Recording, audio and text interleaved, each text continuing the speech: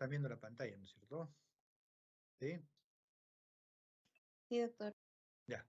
Bueno, entonces, buenas tardes. Entonces vamos a empezar con la clase disfunción eréctil y hipertensión renovascular. Vamos a empezar primero con disfunción eréctil.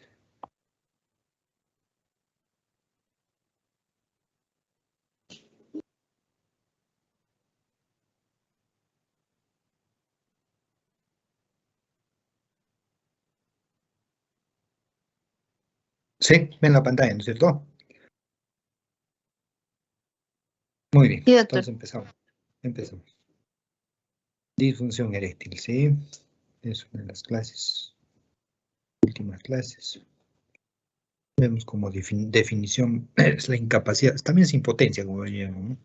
Es la incapacidad para lograr y o mantener una erección apta para la penetración vaginal, comúnmente como les decía, como impotencia.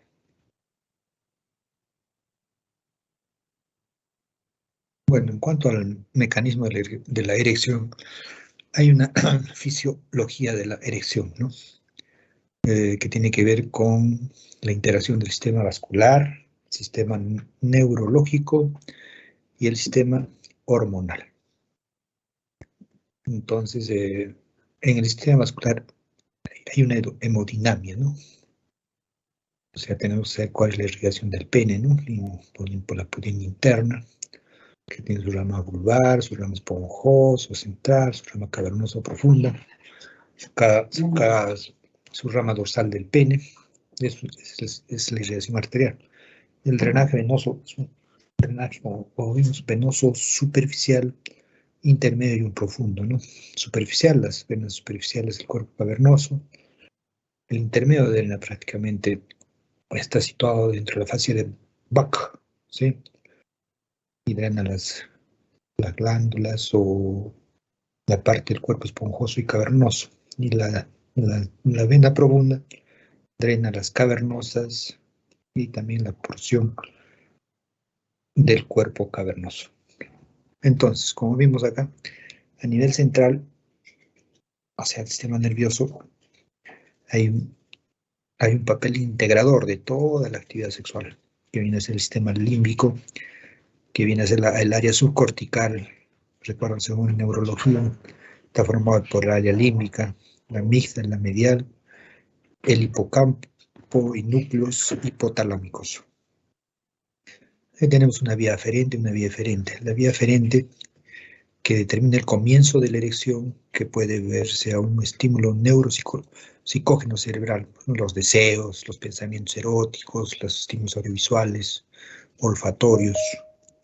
Y la vía eferente está compuesto por el sistema nervioso autónomo, como sabemos que viene a ser el simpático y el parasimpático, que liberan neurotransmisores que actúan sobre el músculo liso arteriolar y un componente somático, ¿no? Que se viene a ser el nervio pudendo, como les decía anteriormente, en la función hemodinámica, que inerva los músculos isquiados, tanto los bulbocavernosos y los isquios cavernosos.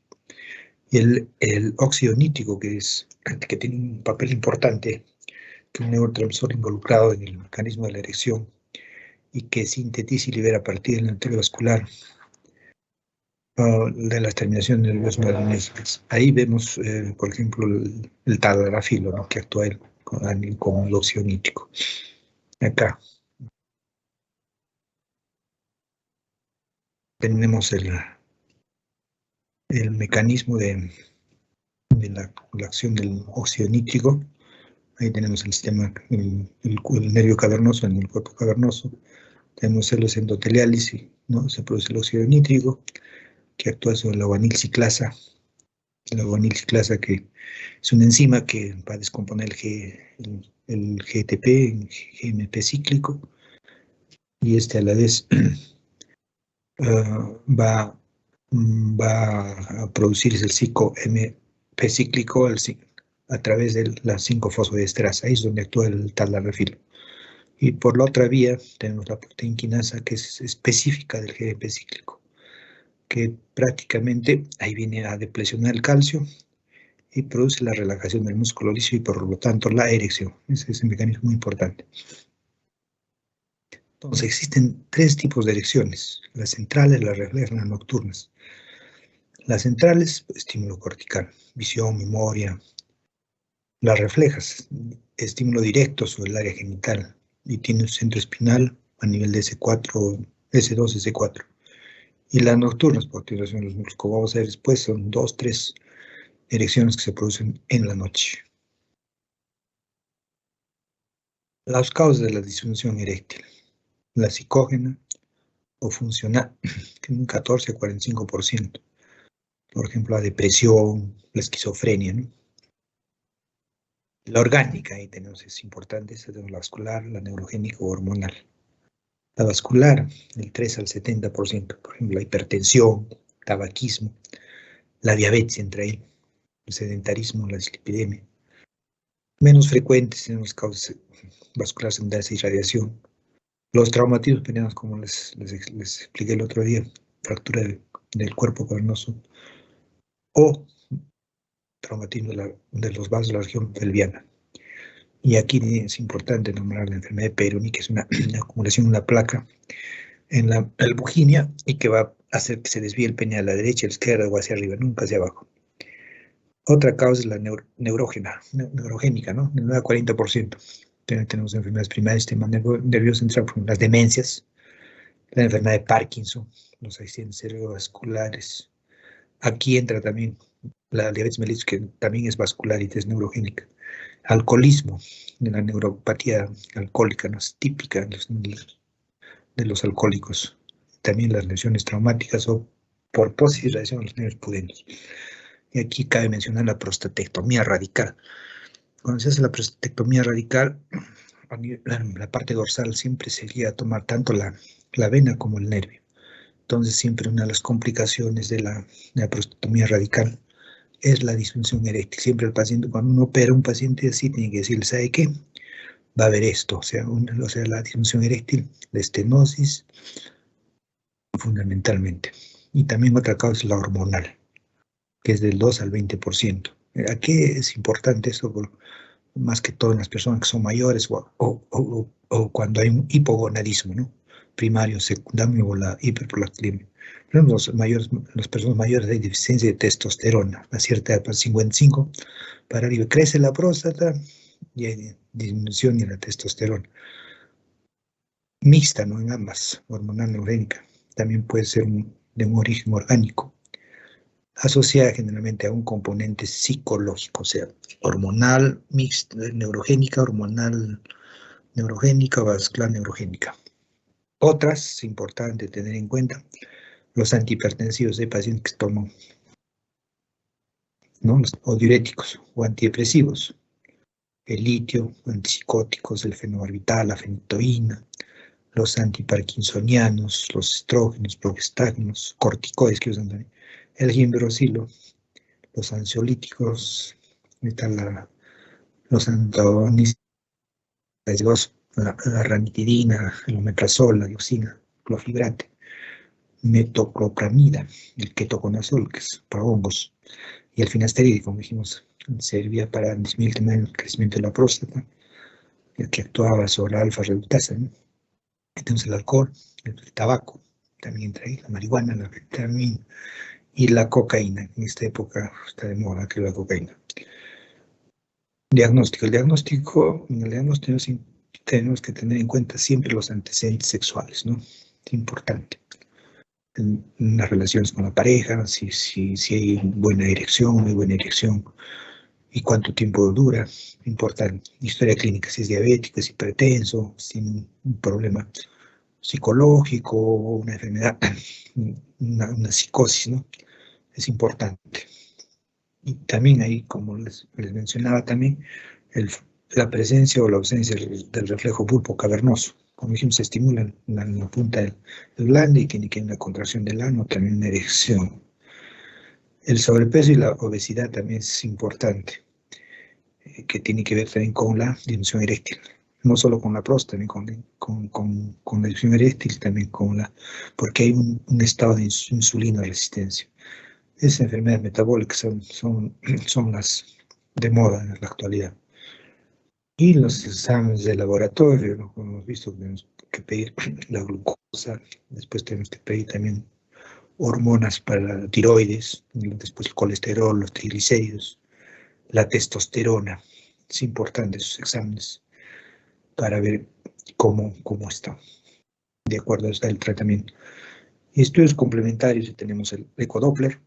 Generalmente el ecodoppler se hace con drogas vasoactivas penianas, por ejemplo, tipo prostaglandina E, tipo taldalafilo, tipo Viagra, como es el sildenafilo, ¿no?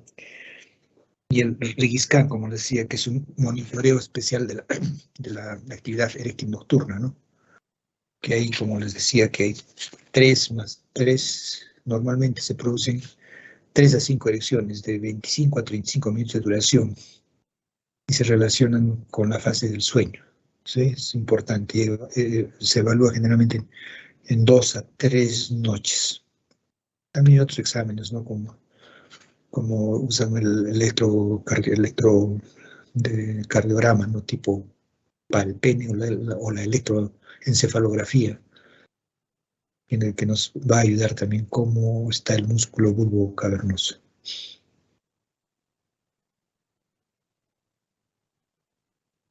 Bueno, acá tenemos unas imágenes. La imagen a la izquierda es una cavernosografía, que es normal, está prácticamente íntegro, no hay ningún problema. En el lado derecho tenemos una ecografía Doppler, de pene estimulado con papaverina. La papaverina es una droga vasoactiva. Ahí pueden identificarse las arterias cavernosas, color rojo, donde están las flechas ahí. También se pueden ver las venas y medir la onda espectral. Ahí también están la sístole, la diástole. La sístole es de 0,4 metros por segundo, con una diástole de 0,06 metros por segundo. ¿Sí? Eso nos mide el la ecografía Doppler. Tratamiento. En tratamiento, ahí tenemos la primera línea, ¿no? Modificaciones del estilo de vida. Generalmente no. ¿Qué hay que hacer, no? No tomar alcohol, drogas, no fumar, tratar de no estar estresado y tratar el síndrome metabólico. Generalmente tratan con metmorfina y donde el endocrinólogo. Y hay inhibidores de la fosfodiesterasa, como el talanafil, el sildenafil, vardenafilo, que son drogas que van a actuar a nivel de la 5-fosfodiesterasa, haciendo que se produzca la erección. Entonces, siempre tenemos que tener en cuenta el tratamiento de primera línea, o sea, vamos por ese lado, o sea, modificación de estilo de vida. De segunda línea, tenemos las drogas vasoactivas, ¿no? Ahí tenemos las drogas intracavernosas. Me acuerdo en esa época había el Caberget, ahora no hay, es la prostaglandina E. Hay que enseñarle al paciente cómo se inyecta. Tiene que ser en la parte lateral, no en la ventral, porque está en la vena lateral. Y al minuto se produce la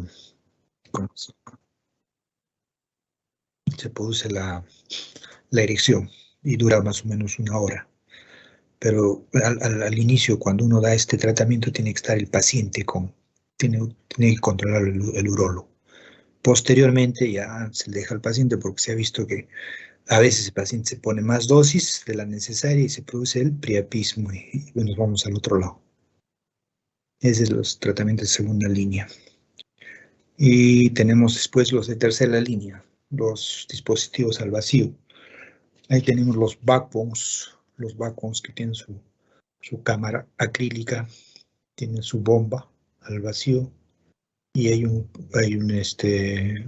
elástico que se pone a nivel un anillo elástico a nivel de la raíz del pene cuando se produce ya la erección, ¿sí? Esto es ya cuando no actúan, cuando no hay acción de la del tratamiento de segunda línea. Después tenemos los de cuarta línea, ¿no? Prácticamente ya vienen a ser las prótesis, Ahí tenemos las prótesis maleables y las prótesis hidráulicas, ¿no? Con su bomba y reservorio. Es interesante esto de las bombas de para que haya la erección. Generalmente son operaciones interesantes. Aquí en Arequipa todavía no están haciendo, pero en Lima las hacen, no hay problema. Y también cabe nombrar que el valdanafilo, que es prácticamente, viene como un supositorio, ¿sí? Uretral, un supositorio uretral. Y también cuando no funcionan el sildenafil por vía del taldanafilo, se puede usar esto. El valdanafilo que viene que es y también viene en supositorios el alprostadil, que es una prostaglandina E1, ¿sí? Que es un alfa bloqueador, un dilatador de arterial que evita el cierre del ductus, inhibe la agregación plaquetaria.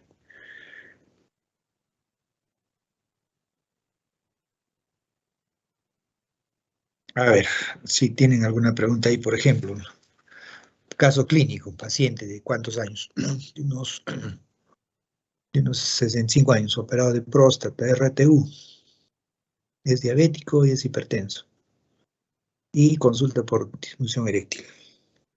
Alternativas de tratamiento. Al principio, ¿qué?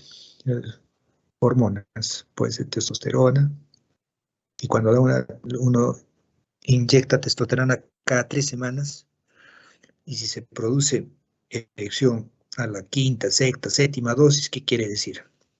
Que es hormonal, ¿sí? Pero si no responde, ya vamos a descartar. Puede ser una psicógena, puede ser una vascular, puede ser una neurógena, ¿sí? Entonces, entonces ahí ya tenemos la diabetes, tenemos los antihipertensivos que hemos dicho que producen disfunción eréctil. Pero si responde a la testosterona a la quinta, sexta semana, ¿qué quiere decir? Que es hormonal. Más o menos así pueden ser las preguntas. A ver, ¿alguna pregunta, otra pregunta que les pueda aclarar aquí? Disfunción eréctil, ¿que quedó alguna duda?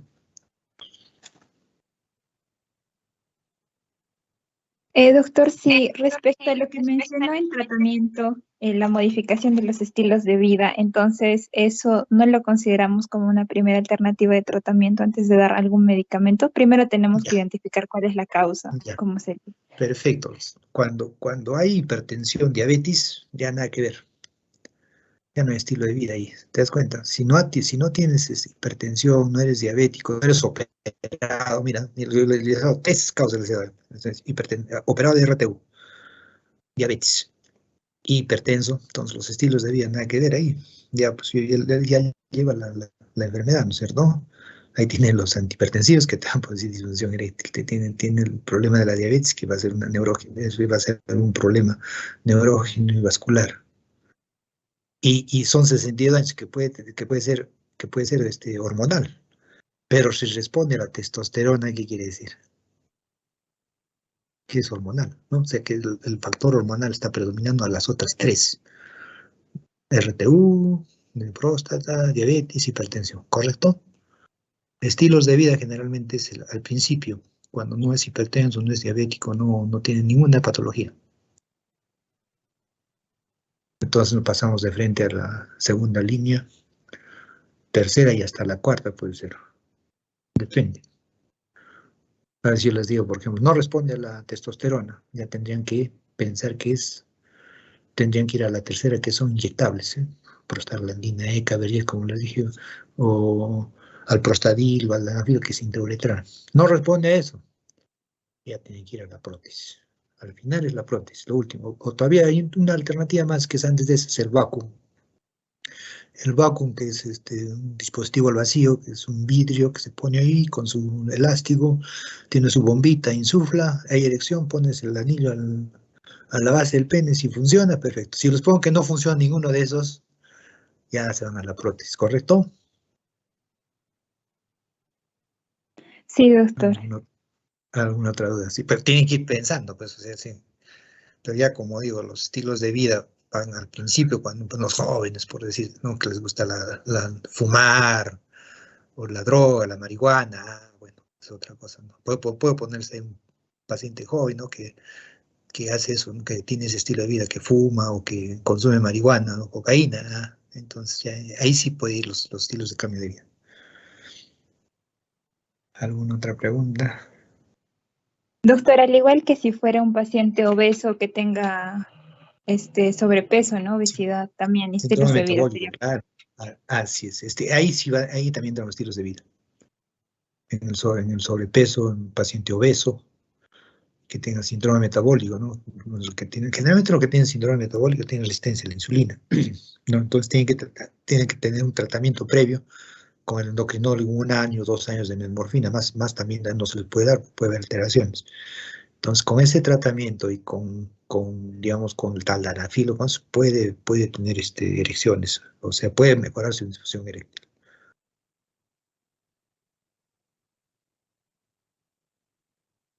Doctor, disculpe, entonces a cada paciente siempre se le descarta lo que es un problema hormonal inyectándole testosterona. No siempre. Generalmente pides primero testosterona y son pacientes mayores de 60, 65 años, esos sí van a tener baja la testosterona. A ellos sí, pero y más que si es diabético, hipertenso y tiene esa edad, mayor razón. Pero si es joven, no. Generalmente los jóvenes tienen otro, más el estilo de vida, ¿no? Cocaína, marihuana, drogas generalmente, más en ellos. Y van a ver que con esos pacientes también cuando se drogan, lo que se ha visto ahora en la pandemia es que la mayoría de los pacientes que han drogado con cocaína han venido con priapismo. Y había que hacerles una operación para drenaje, porque más de 6 horas ya es priapismo. Y o sea, se fueron al extremo, ¿te das cuenta? Y al principio estimula y después produce otras cosas. El priapismo, ¿no? Y aparte todavía se toman su taldanafilo, su sildenafilo. Peor, pues. La dosis, la dosis son 50, 100, no más. Hay personas que toman taldanafilo todos los, no puedes tomar cada 15 días, cada 10, no puedes tomar todos los días, si no te va a producir un priapismo. Claro, yo siempre les digo, para los pacientes mayores, así los que usan, generalmente son mayores, cada 10 días, cada 15 días tener bueno, para tener relaciones, su taldanafilo, su sildenafilo, antes no.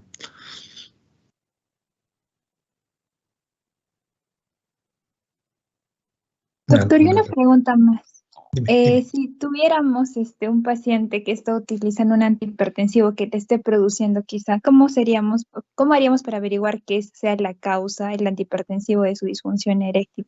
Y si esta fuera, ¿tendríamos que retirarlo ahí mismo de primera medida o cómo haríamos? No, generalmente, si tú le bajas el hipertensivo, se va a subir la presión. Siempre tienes que valorar, o sea, no puedes retirarle el antihipertensivo. Más bien tienes que valorar, darle el taldanafilo o el sildenafilo y el antihipertensivo. A veces se les da en la mañana o en la tarde, depende, pero hay que valorarlo, eso bien con el cardiólogo también, no solamente uno. Tiene que ser un manejo de ambos. Entonces al cardiólogo preguntarle, ¿puede tomar esto? Porque a veces hace que el taldalafilo suba la presión, o al contrario, a veces produce efecto de rebote. Entonces hay que dosificar bien ahí. Generalmente se dosifican con dosis bajas. Hay el taldalafilo de 5 miligramos, no, a esto no le vas a dar de 20. O hay el sildenafilo de 100 o de 50, tampoco le vas a dar de 25. O sea, tienes que dosificar. Entonces, los pacientes con hipertensión, con diabetes, responden al tratamiento de segunda línea, ¿está ahí, no? Sí, claro, sí, sildenafil, tadalafil, responden. Más que todo el tadalafilo y el sildenafilo por el óxido nítrico, ¿no? Que actúa a nivel de las arteriolas. Pero también puede actuar a nivel de las arterias, a nivel de la hipertensión y puede producir que se produzca más presión. Entonces hay que tener cuidado ahí.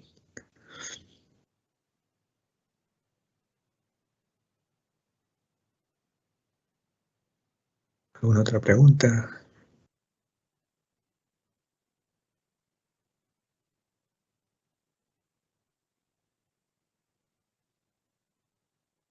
¿Tienen más preguntas?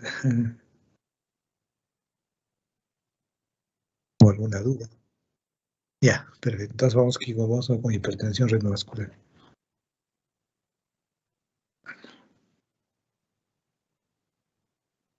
Están viendo la pantalla, ¿no es cierto? No me ha salido.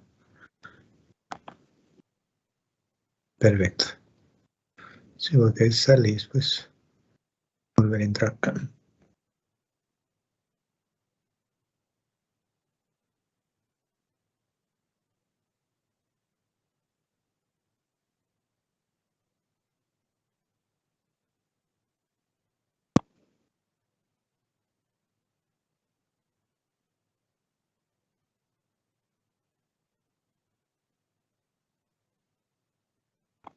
Quiere entrar.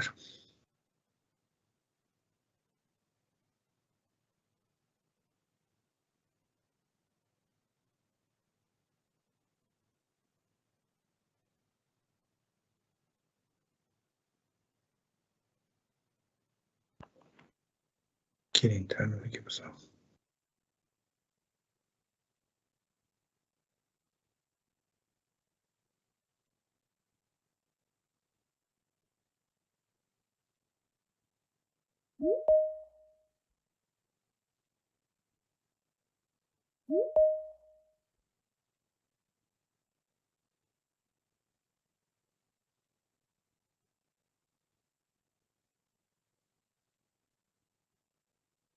A ver, vamos a ver otra manera de entrar, ¿no? ¿Sí? No quiere entrar, no sé qué pasó, se ha colgado.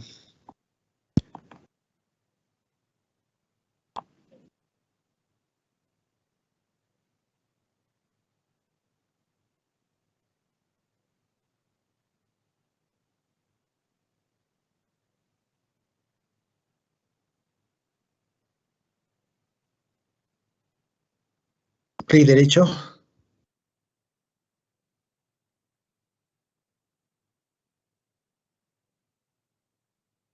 No quiere abrir.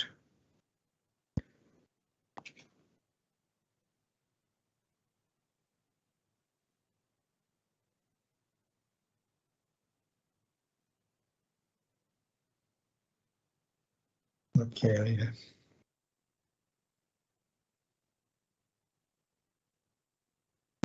No va a tener que editar eso así nomás.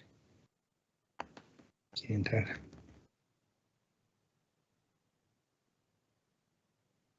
Por ilusión, eres que le ha entrado bien. No quiere entrar. ¿Qué ha pasado? ¿Qué habrá pasado?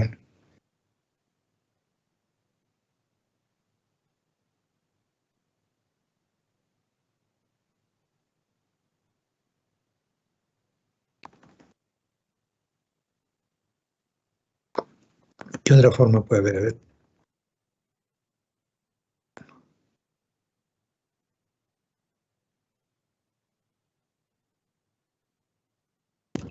Doctor, si deja de compartir y vuelve a compartir. A ver, vamos a ver.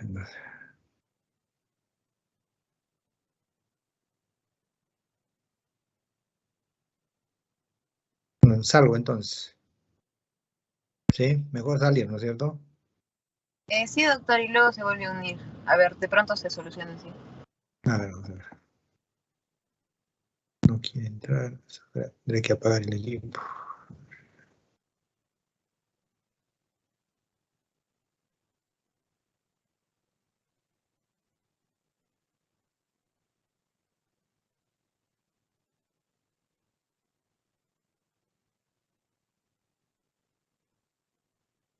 A ver, vamos a ver ahora.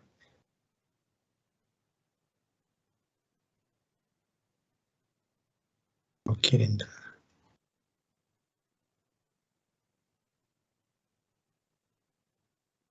A ver, vamos a apagar. Bueno, lo va a apagar el equipo mejor, ¿ya? De repente. Doctor, y si alguien más le comparte pantalla, por ejemplo, A ver, ¿quién podría podría? ser. A ver, compartir. Sí, voy a compartir pantalla. Ok. A ver, a ver. No, no quiere entrar.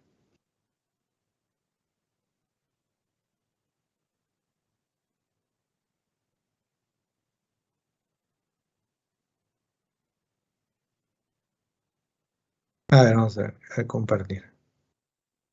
Ahí está, ya entró, ¿no? Sí, doctor, ¿lo puede ver? Sí, ya lo veo. Solo que hay que agrandarlo nomás. Hay que agrandar. Para agrandar hay que poner ¿Ustedes ven la pantalla, no? ¿Están viendo? Sí. Doctor, sí ¿Ven? se ve. Solo Se ve es- en grande. ¿La ven grande? ¿Sí? Sí, Sí, doctor. sí, doctor. Ya. Entonces, vamos a ver, lo que quiero es que no corre esto. No me corre.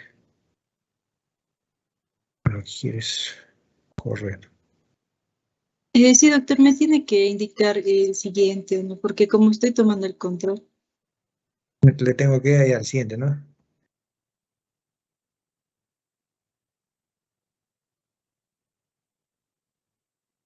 Entonces, ya, ahí ya ven, pero tú estás corriendo, ¿no?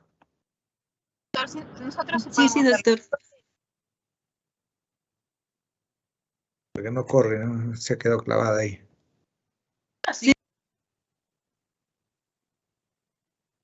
O puedo compartir, ¿no? La introducción. Pero no me corre la... ¿Ustedes están corriendo? Sí, doctor, ¿se puede ver que estoy corriendo? Sí. Puedes arrancar desde el principio, a ver. Porque se ve que corres, pero yo no puedo correr.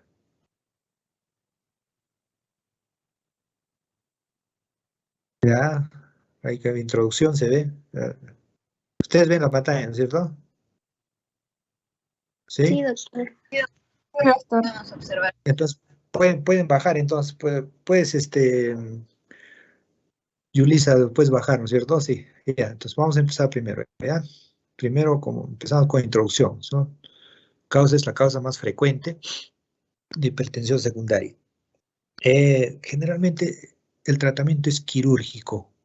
No se puede, a veces uno da tratamiento con base de drogas y no funciona, o sea, siempre es quirúrgico. La siguiente, ya. Como antecedentes históricos más importantes tenemos que ver acá que el Ingress Price relacionó la proteinuria cuando está en pulso lleno. También el Mahomet en 1874 demostró aumento de la presión arterial en procesos patológicos renales. Después tenemos también el descubrimiento de la angiotensina, es importante, por Tiger Tull y Hildebrand. También ligó las arterias, las dos arterias renales, y dejó una y produce hipertensión. Eso es importante. Y también el descubrimiento de Page, Brown y Menéndez de la angiotensina. Y Grimson también descubrió las células yuxtamelulares donde se observaba la presión, o sea, del aumento de la presión en animales y humanos que secretaban renina. Sigue la siguiente.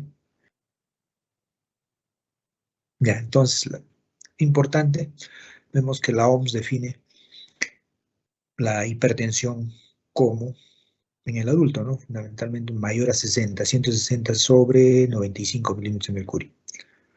Y en niños, de 130 a 80. O sea, cuando uno opera pacientes hipertensos, tiene que poner captopril en presiones arteriales mayores de 160 sobre 95. Si es que sube, ¿no? Si no, no.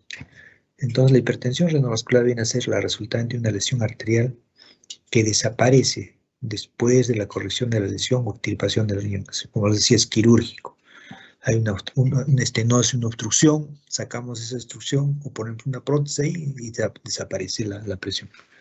La siguiente. Ya. Entonces acá tenemos, en cuanto a la patología, tenemos las lesiones de aterosclerosis, que es prácticamente el 60% de lesiones de hipertensión muscular, renovascular.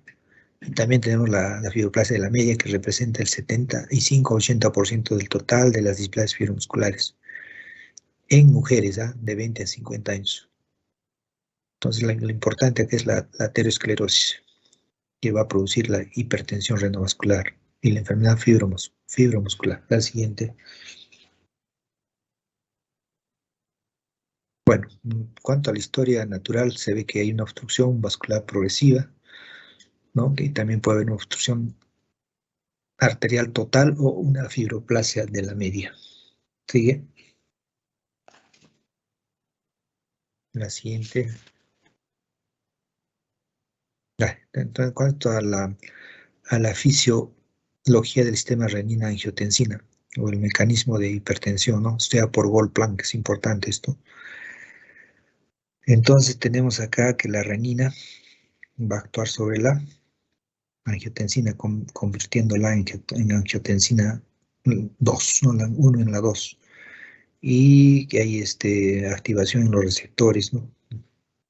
Produciendo vasoconstricción, retención de sodio, liberación de aldosterona, liberación de catecolaminas. Y por el otro lado también puede haber receptor de los receptores A2 bloqueado por los análogos de la angiotensina 2. Ahí tenemos la valina, la alanina.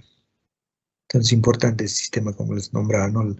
Del angiotensinógeno que se convierte en angiotensina 2. Ese es un mecanismo muy importante. La siguiente. O sea, es un mecanismo del sistema renina-angiotensina. Bueno, este es el modelo de Goldplan de la hipertensión renovascular, ¿no? Entonces tenemos el incremento. Ahí tenemos en el lado izquierdo, cuando no está ligado, ¿no? No, en el lado izquierdo, cuando está ligado la arteria, hay disminución del flujo, hay incremento de la secreción de renina, incremento de la formación de angiotensina 2 y aumento de la presión. Eso es en el riñón del lado izquierdo. Y en el lado derecho, también se produce relación anormalmente elevada, tanto de la renina como del sistema venoso como del sistema arterial. Y la elevación de la renina en el plasma periférico, es APR, es elevación de la renina en el plasma periférico. Entonces hay una elevación reactiva del plasma periférico en respuesta a la inhibición de la enzima convertidora de angiotensina. Entonces, importante esa ligadura de una de las arterias que va a producir todo ese mecanismo para que haya la hipertensión. Ese es el sistema del Goldplan en el que se basó el tratamiento quirúrgico. ¿Sigue? Bueno, en cuanto al diagnóstico, generalmente vemos que hay soplos, hay aumento de la presión arterial. Después tenemos que también ver el fondo de ojo, es importante ver las arterias ahí. Y después también tenemos dolor de cabeza, que es lo típico, y como unos antecedentes tenemos el tabaquismo. También se ha visto que la hipertensión renovascular en personas que son blancas, ¿no? De raza blanca. Y como vemos también abajo, hay un soplo a nivel abdominal, que es importante, ¿no? Por la estrechez que hay a nivel de arteria renal. La siguiente. Bueno, acá tenemos los exámenes que son importantes. Ahí tenemos el ecodoppler, el renograma pre, postrenal, postcaptocril y la medición de la actividad de la renina plasmática pre y postcaptocril. Tenemos, por ejemplo, un paciente con hipertensión que en el lado derecho tiene una estrechez, ¿sí? Y en el otro, en la imagen de la derecha tenemos la arteriografía, y prácticamente no hay una hipoplasia del riñón de ese lado. Estas arteriografías que generalmente ahora ya no se hacen, pero más que se hacen el radiorenograma, que es importante, como dice ahí. A ver la siguiente. Pre y postcaptocril. Si ves ahí el radiorenograma, es la figura de abajo, en la parte inferior, como hemos visto el radiorenograma, en la parte de la derecha. Ahí tenemos la fase vascular, la fase de captación, la fase de secreción. Entonces, la fase vascular está alterada. El radiorenograma nos va a ayudar bastante. La imagen de la izquierda es un radiorenograma normal, ¿sí? Y las otras son imágenes de la urografía, de la arteriografía, donde se muestran las estrecheces a nivel de las arterias. Sí, la siguiente. Bueno, acá el examen más importante en cuanto a los exámenes de confirmación es la arteriografía directa, la DIVA, Gold estándar. O también puede ser la angiotajo, resonancia magnética. La Gold estándar es la angiografía directa, ¿sí? La angiografía digital también nos ayuda, pero la gold estándar, la mejor es la angiografía directa. Sigue. Bueno, entonces para evaluar un paciente que tiene hipertensión, como hemos visto, hay 3 presiones, por lo menos 160, 95. Y hay que hacer pruebas de laboratorio, ¿no? Ahí tenemos, por ejemplo, para factores de riesgo, hemos visto la hipertensión renal maligna, pacientes toman captopril, les dan varios medicamentos antihipertensión y no funcionan, no responden. Entonces uno tiene que pensar que es una hipertensión renovascular, hay una obstrucción en de las venas renales. Son pacientes jóvenes que presentan, como digo, presión arterial acelerada, después hay soplos, es importante eso. Hay disminución del potasio sérico, hay azoemia, o sea, nitrógeno, creatinina aumentada. Y en el otro lado pueden estar los estudios normales, ¿no? O sea, no puede haber alteración, ¿no?, de esos. Entonces tenemos que ver la actividad de la renina, que puede estar elevada o normal. Si está elevada, entonces tenemos que ver la diferencial de la renina en la vena arterial y en la vena cava inferior con captopril. Si en el lado izquierdo, como decía la DIVA, la angiotensina, la visión directa, y tratar generalmente a estos pacientes con, o sea, los factores de riesgo con bloqueadores beta, es importante. Y por el lado derecho, cuando la actividad renina plasmática es normal, entonces hay que hacer pruebas de captopril periférico, como decía, prueba positiva, prueba negativa, como hemos visto en un radiorrenograma. Y tratar con bloqueantes beta.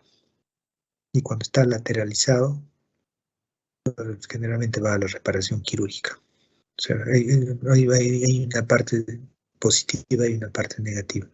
Depende del radiorrenograma. Y también hay un tratamiento diurético cuando hay sospecha de hiperaldosteronismo. Como he visto en la anterior lámina, la aldosterona tiene que ver bastante con la función de la presión arterial. La siguiente. Bueno, entonces tenemos que ver fundamentalmente con los IECA o ARA2, o sea, los bloqueadores de los canales de calcio y los inhibidores de la angiotensina, como el captopril, daraxin, tetrapéptido también, y los ARA2, que son los losartán, valsartán y valsartán, que no son péptidos, son antagonistas competitivos del receptor AT1 en el sitio de la unión angiotensina. Entonces, los IECA y los ARA2 producen hipopotasemia, o sea, cuando uno junta esos 2 medicamentos puede producir hipopotasemia. Y también hay agentes bloqueantes del calcio, ¿no?, como el amlodipino, el diltiazem, nifedipino, verapamilo, que impiden que el calcio penetre a las células musculares, corazones sanguíneos y relajan y producen disminución de la presión arterial. También hay agentes beta bloqueantes, como tenemos el propanolol, es importante. Entonces, acá, como les decía, la mayoría de veces se hace angioplastía transluminal percutánea o revascularización renal operatoria. La mayoría de pacientes que tienen hipertensión no van a responder al tratamiento médico. Tienen siempre a veces quirúrgico. Siempre al principio, como digo, siempre hay que dar tratamiento por vía oral. También tenemos las endoprótesis arteriales y el tratamiento quirúrgico a veces se hace anastomosis terminal. También uso de parches del bypass, empleo de la arteria esplénica o una arteria de la rama hepática, como se hace en el trasplante, y cuando a veces no llegan las arterias, se toma una arteria esplénica o una arteria hepática. Entonces se ha visto que ahí, en estos casos, ha habido hiperplasia de la íntima con estenosis fusiforme, con lesiones complejas como multiestenosis. Entonces ahí es donde se hace esto. O estenosis vecina a una bifurcación, o un fracaso de un solo stent cuando se hace esta cirugía. La nefrectomía excepcionalmente está indicada. Antes se hacía nefrectomía, pero no funciona el riñón, y se hacía la nefrectomía, pero ahora generalmente se hace las endoprótesis, las angioplastías, y con eso responde el paciente. La siguiente. Caramba, ya no hay más. Bueno, al menos hemos tratado de pasar la clase porque se cortó. ¿Alguna pregunta hasta ahí?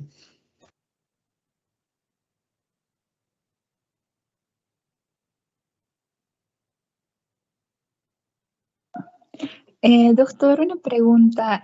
Como mencionaba, lo que era la angiografía digital era más importante, pero el gol No, estándar era la angiografía directa. no, es al revés. La directa, la gold standard es la segunda. La otra solamente es para nombrar nada más la angiografía directa, visual directa, no, la gold standard es la otra. O sea, la más importante. La gol estándar es la DIVA, doctor. No, la segunda. La angiografía, ya, ok, doctor.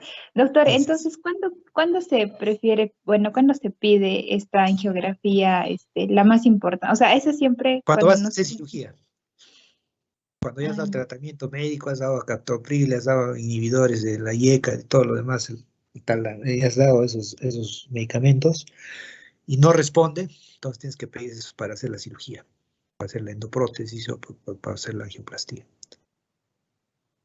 Ahí la solicitas, antes no. Ha habido casos en que responden al captopril, a los ARA2, ¿no?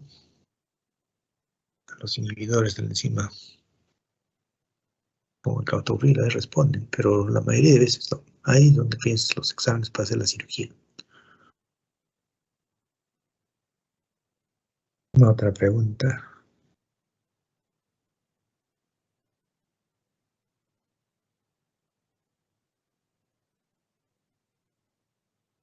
doctor, entonces en el tratamiento, si es que tuviéramos un paciente hipertenso y pues tiene toda esta clínica de hipertensión renovascular, primero, como dijo, teníamos que darle tratamiento médico y después la Así cirugía. es.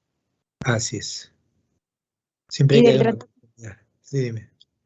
Sí, doctor, disculpe. Y del tratamiento médico entre los YCARA2 y los bloqueantes de canales de calcio, ¿cuál sería el que tendríamos que dar o cómo elegir? Generalmente, según estudios, el captopril es el que usan más. Después ya van con los sartán, pero no combinen captopril con, o sea, un IECA con un ARA2 porque puede producir hipopotasemia. A veces combinan las dos, pero siempre inician con captopril. Los estudios también hicieron con captopril, o saralacin, pero más el captopril. También han hecho con los sartán, pero a veces cuando combinan los dos, por eso hipopotasemia ese riesgo. Puede tener cuidado, siempre dosar potasio,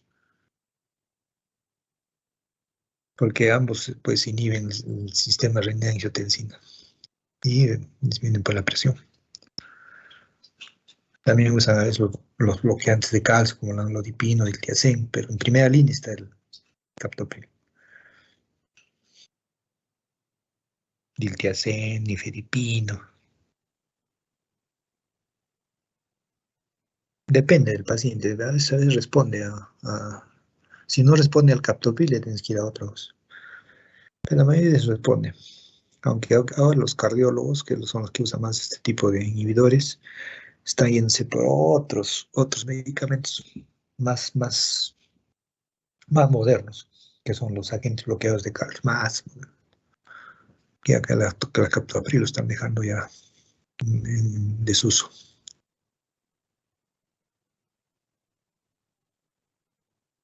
Doctor, y para temas del examen, si usted nos quisiera poner que el tratamiento sería quirúrgico, tendría que ponernos en el caso de que no respondía al tratamiento médico. Exacto, así es.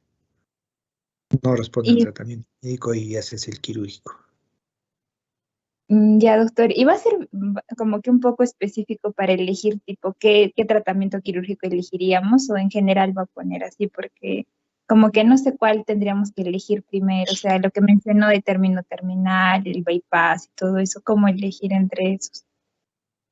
Depende, por ejemplo, si es una arteria múltiple, o sea, generalmente a veces cuando es complicada, cuando hay dos, tres arterias renales, ahí no llega a veces, entonces tienes que escoger una esplénica o otra arteria para que pueda llegar al riñón, o sea, para que pueda llegar por la estrechez. Entonces depende, ¿no? Si es que es con arterias múltiples, entonces ahí puede ser anastomosis con arteria esplénica, fundamentalmente ahí. Pero si no es así, si es suficiente con una endoprótesis nada más, o ¿cómo se llama? Una anastomosis terminal. Si es complicada la estenosis, ahí sí. Pero si es simple, no hay problema. Una endoprótesis o el otro. Pero generalmente de estas dos clases voy a poner solamente un caso clínico, nada más. No voy a poner dos. O bien pongo disfunción eréctil o bien de esta. No, no voy a poner dos. Solo un caso clínico nada más. Una de las dos. Salvo que me diga el doctor que no él es, ¿no? Que haga dos casos clínicos, ¿no? Pero yo voy a tratar de enviar uno solo nada más.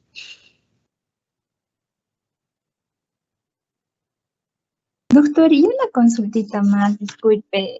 ¿Sabe qué, doctor? De la primera fase, no sé si le hicieron llegar algún tipo de reclamo, pero me quedé con esa duda porque no supe Sí, la corrección.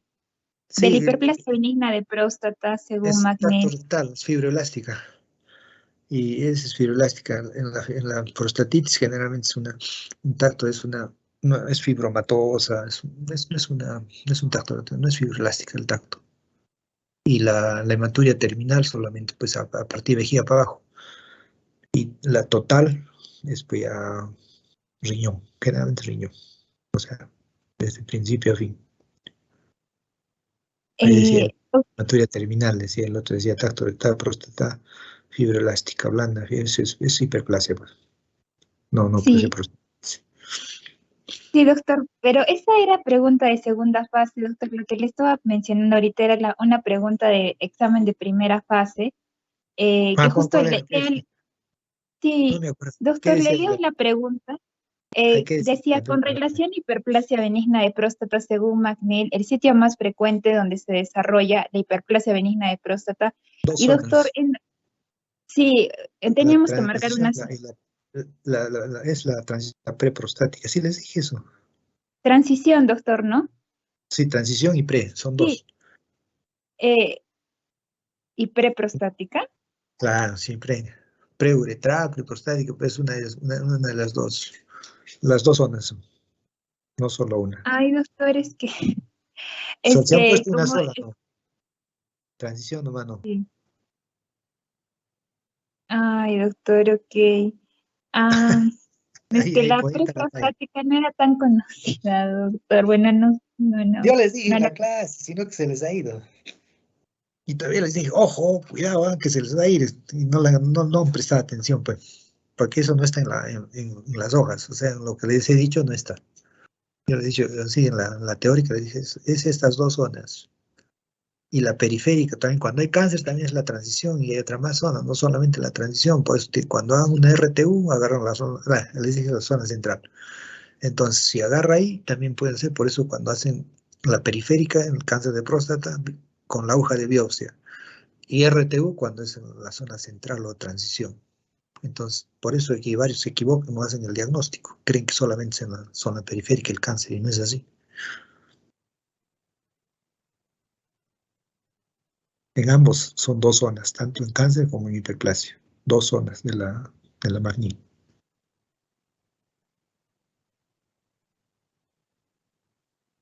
No hay otra más. ¿Qué ha pasado? ¿Cómo les ha ido el examen? Pues se ve que no les ha ido tan bien, por eso que... ¿Cuántos jalados hay?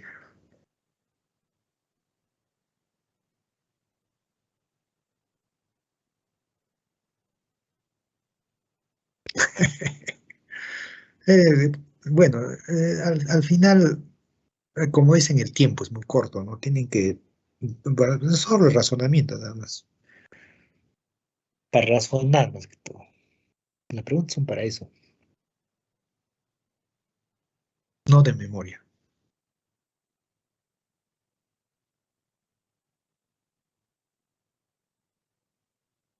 ¿Alguna otra cosa más, muchachos? Que es la última clase. ¿Cuándo van a dar el examen?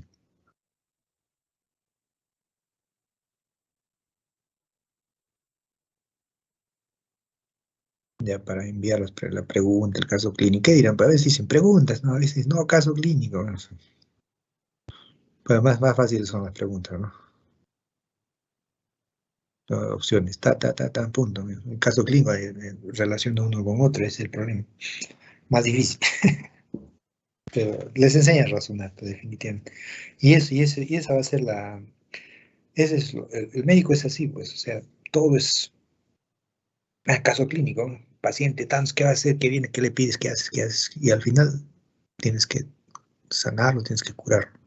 Esa es la idea.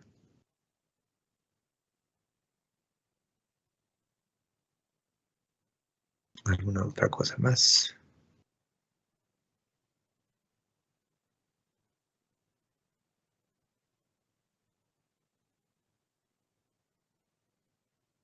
Ya. Entonces vamos a tratar de no ser tan malos. Algo simple que ustedes hayan, para que puedan pues responder. Y que lleguen, no sé, que 25 minutos, poco tiempo, pero ¿por qué no están más? ¿Cuántas preguntas son en total? 20, bueno, 15, 30 segundos, 30, un poquito más. Bueno. Y todos son casos clínicos, ¿no?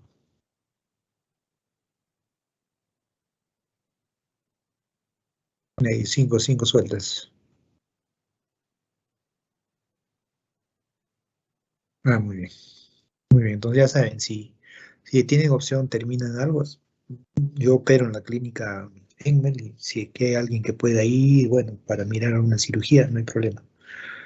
¿Sí? Pero me avisan con tiempo. Ok. Entonces, a cuidarse, muchachos, porque han subido los casos, ¿no? Están altos. Hay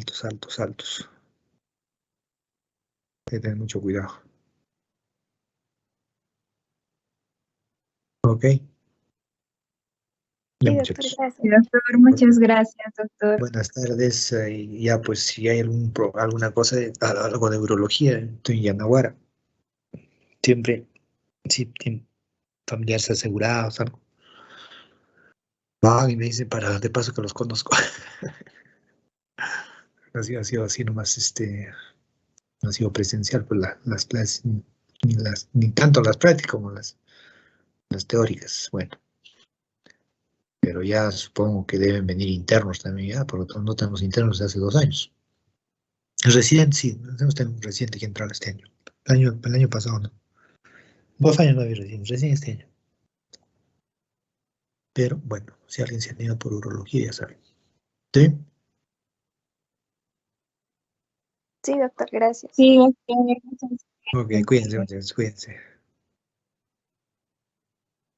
Chao. Hasta luego, doctor.